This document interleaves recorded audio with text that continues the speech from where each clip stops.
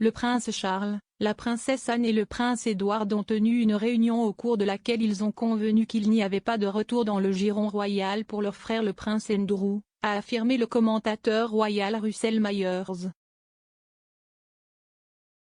Hier, les avocats du duc d'York ont nié que le fils de la reine était un co-conspirateur du défunt financier en disgrâce Jeffrey Epstein, alors qu'il insistait pour un procès devant jury dans l'affaire civile Virginia Roberts-Giffre contre Andrew.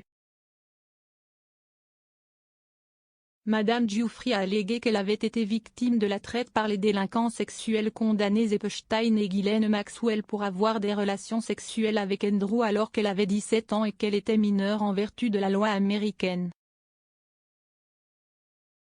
Le duc a toujours nié avec véhémence les allégations de Madame Giuffre tandis que ses avocats ont déclaré dans des documents judiciaires déposés mercredi. Le prince Andrew demande par la présente un procès par jury sur toutes les causes d'action invoquées dans la plainte.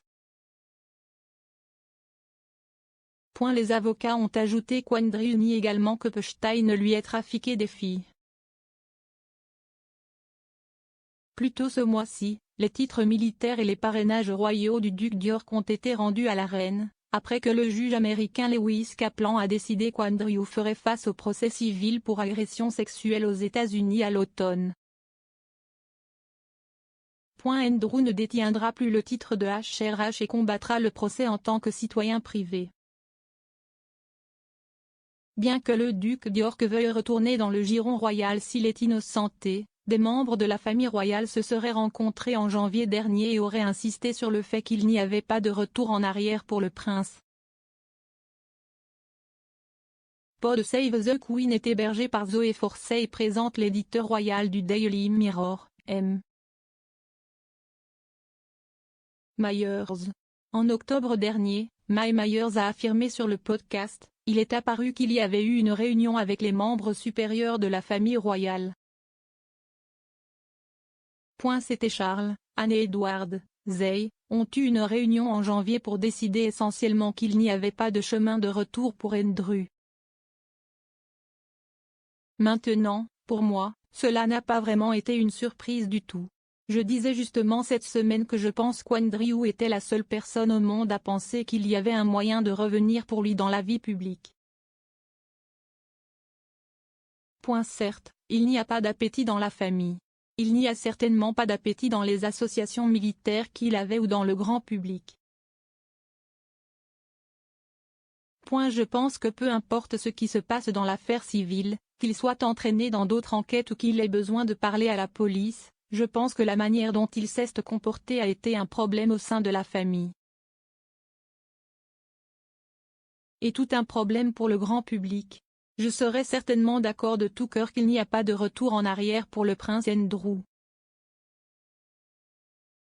Mercredi, l'avocat d'Andrew, Andrew Bretley, a présenté une réponse détaillée aux affirmations de Madame Giuffre. Monsieur Bretley a nié un certain nombre d'aspects de sa plainte au nom d'Andrew, énonçant plus de 10 moyens de défense affirmatifs dans la lettre qui seront utilisés pour réfuter l'affaire. Parmi les moyens de défense, Monsieur Bretley a affirmé que la conduite fautive de Madame Giuffre sera utilisée contre elle. Ailleurs, Monsieur Bretley a déclaré qu'Andrew ne disposait pas d'informations suffisantes pour admettre ou nier les allégations. Les avocats de Madame Giuffre ont ensuite riposté au royal pour avoir apparemment blâmé leur cliente pour les abus présumés qu'elle a subis en tant que mineure.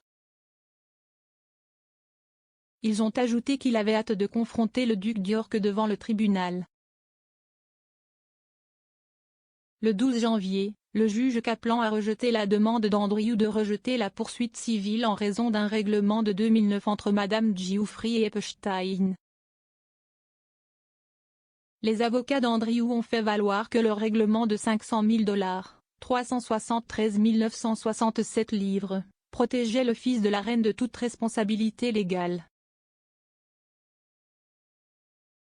Cependant, le juge a rejeté les arguments des représentants d'Andrew et a donné un délai entre septembre et décembre 2022 pour le début du procès. Pour vous abonner à Pod Save the Queen, Rendez-vous chez votre fournisseur de podcast habituel.